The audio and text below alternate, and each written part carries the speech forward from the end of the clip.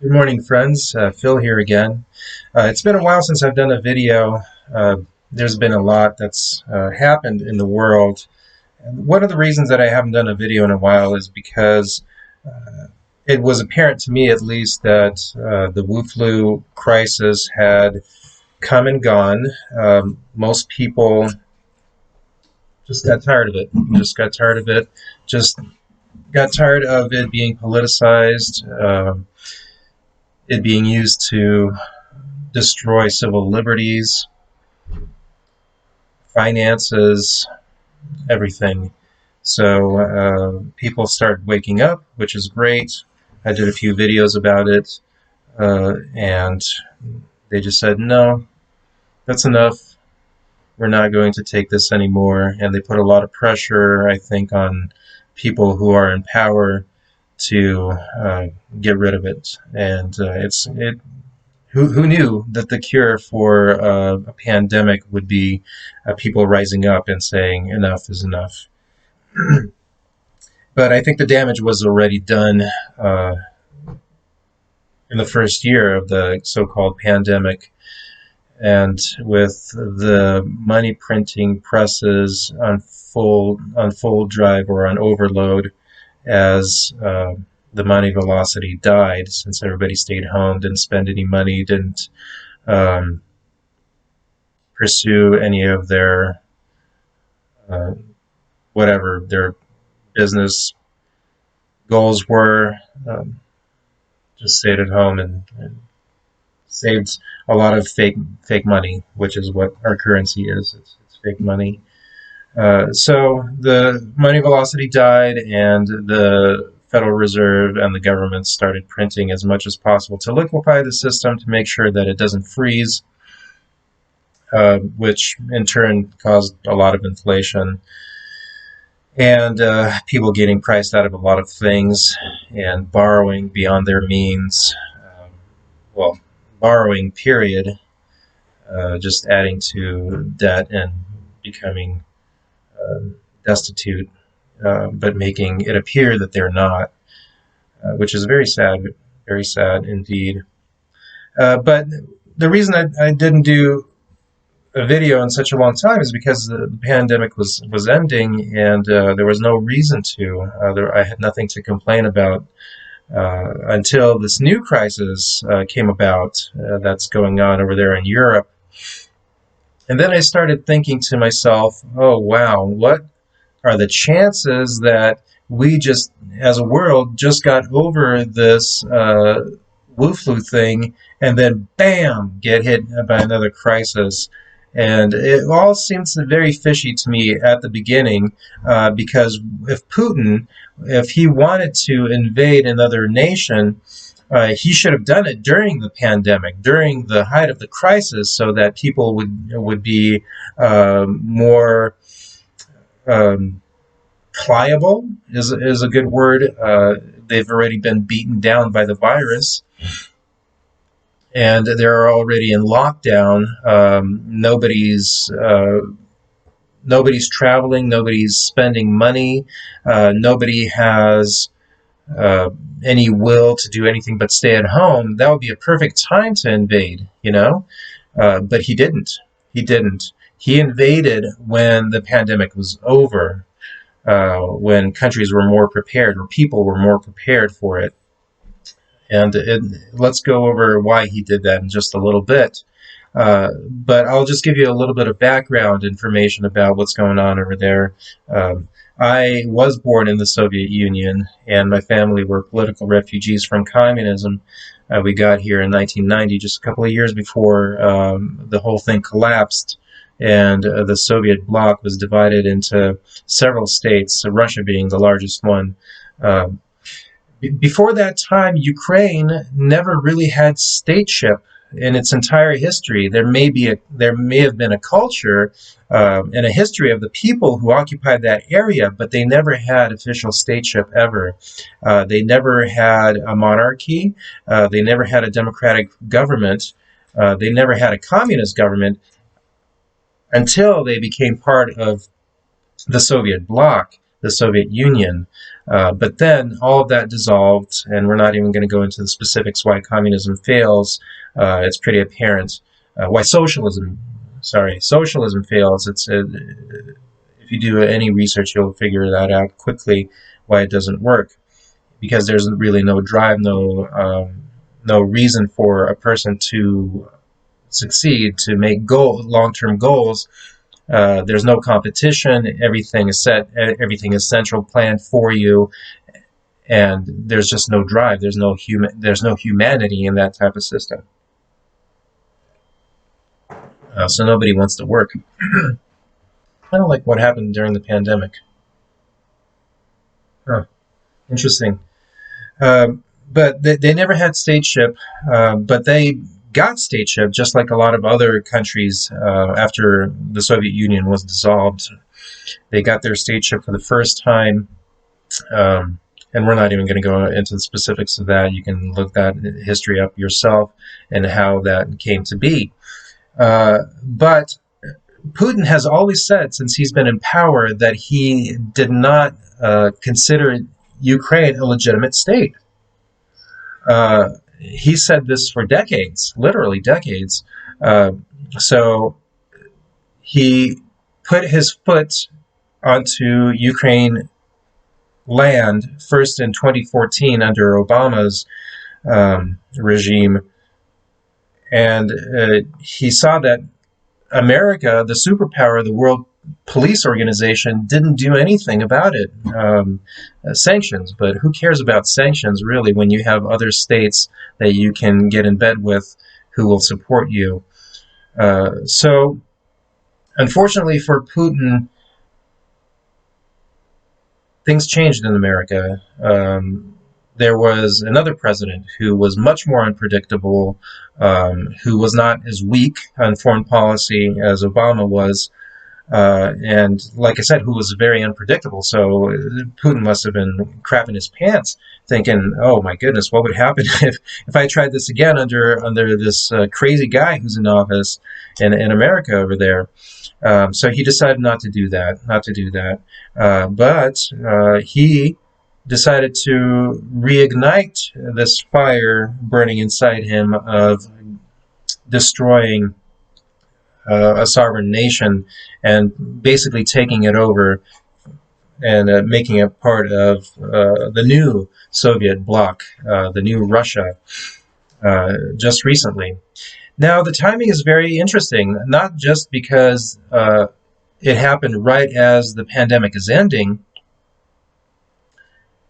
but that inflation is skyrocketing. Inflation's skyrocketing, people getting out, starting to work again, so money starting moving again.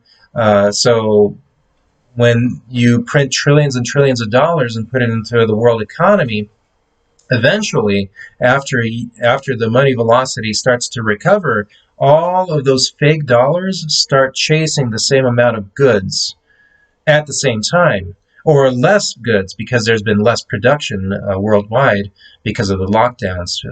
They artificially destroyed industrial production and artificially liquefied the system. So now that people are producing again and working again and building their businesses back, all that money is chasing the same amount of goods or less goods, making everything much more expensive.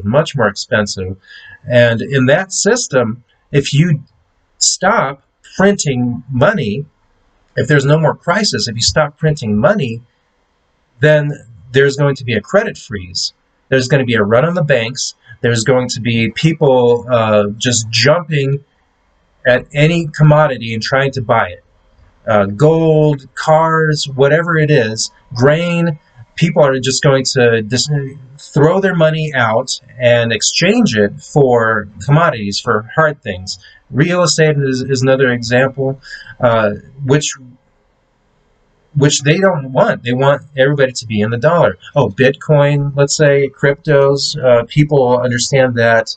Well, I don't know how many people understand that, but a lot of people understand that cryptocurrency, gold, silver, all of those hard commodities, hard currencies, basically finite currencies. I mean, you can mine gold and silver, but that takes a lot of money, a lot of resources. Bitcoin and other cryptocurrencies are finite currencies, digital currencies that you cannot replicate, that you cannot mine more because there is a cap. I think it's 21 million coins for Bitcoin, and you can exchange outside of the banking system with other people to buy goods and services, which they hate. Banks hate that. Central banks hate that. They want you to be in the U.S. dollar, and they can produce as much as they want. And issue more debt. That's what the dollar is. It's a unit of debt that is owed back to them with interest. So it is interesting that this new crisis, this invasion, this war would occur when people are getting back to normal, when money starts flowing again. There is no excuse anymore for the central banks to print more fake money. So they are risking a credit freeze and a run on the banks and a run on equities and commodities. So they need to create a crisis in order to print more money. So it is interesting that this crisis occurred right at this time when inflation is surging, when people don't want to borrow more, when they are starting to want to work more. So the central banks need an excuse to print more. And what better excuse to print more money or to issue more debt by the banks than a war? The biggest money building machine in history is war. And also, I would argue, the biggest currency devaluation machine is war. And that is what I think is going on. I don't know if Putin realized that he is helping out central banks by invading Europe, by creating this crisis. I think that he genuinely does believe that Ukraine should be a part of Russia, and doesn't have the right to exist as a foreign state. And he is concerned that it is a very important border state through which gas pipelines go. It has several huge ports, and it is basically the gateway between Russia and Europe. So he would love to have it in his pocket. He's a true believer that Russia should be the world superpower and should control most of everything that is going on. So I think that it's hard to say that he was in on it with the banks to create this crisis. But the timing is just so weird. Why wouldn't he do it at a perfectly opportune time a year ago, let's say, right as President Biden is being elected, to do that? And other thoughts that come to my mind in this whole situation is that our current president, the corpse that's in office in the White House here in the United States, he is getting destroyed. People are sick of all these policies, whatever is going on, destroying America's energy independence, killing jobs, and just being very communist-minded or socialist. But if you don't know, Lenin, the guy who turned Russia into the Soviet Union, said several times that, quote, "the goal of socialism is communism," which makes sense. Look it up. It makes a lot of sense.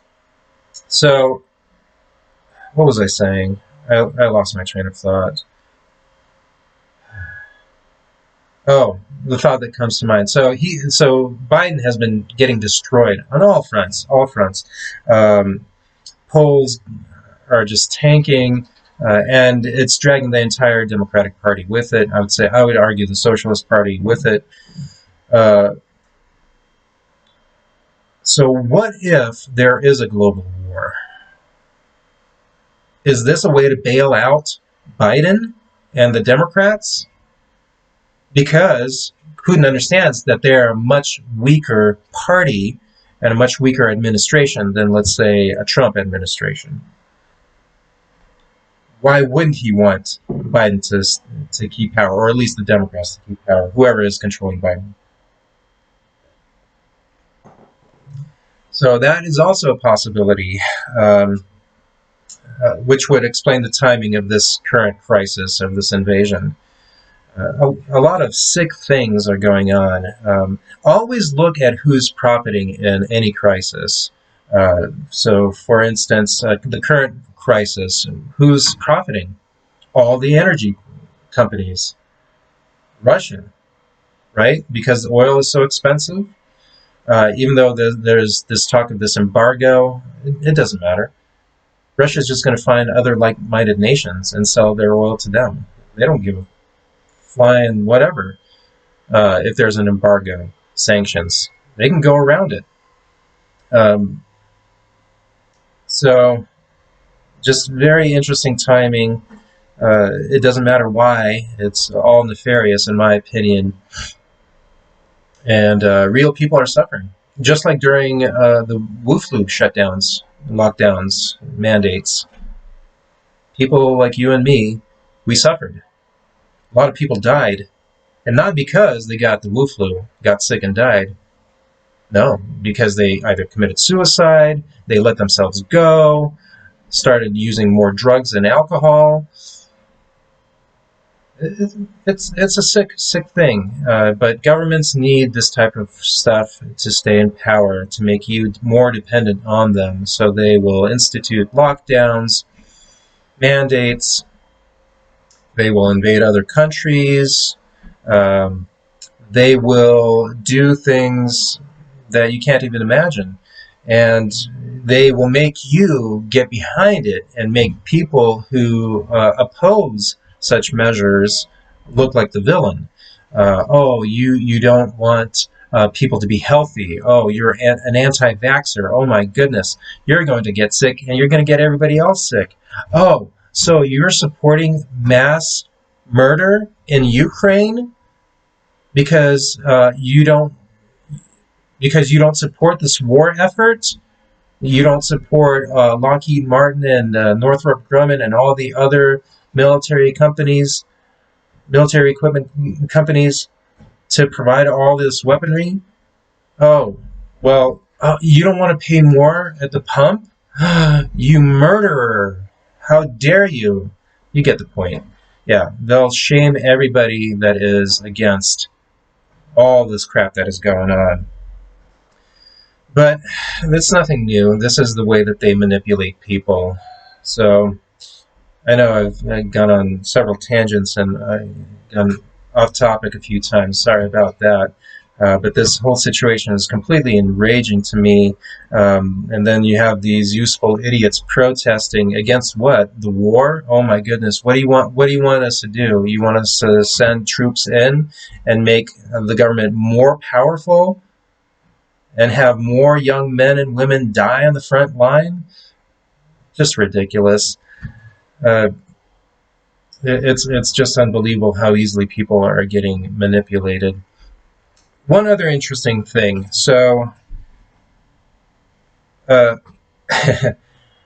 if you did not know, I've spent a lot of time talking about the timing of this whole military crisis. But if you did not know, both President Zelensky of the Ukraine and the Russian President Putin, Vladimir Putin, they are both active members of the World Economic Forum, the non-government organization that is working on changing the world for the better, having a working towards a global government, a centralized global government that is run by the elites,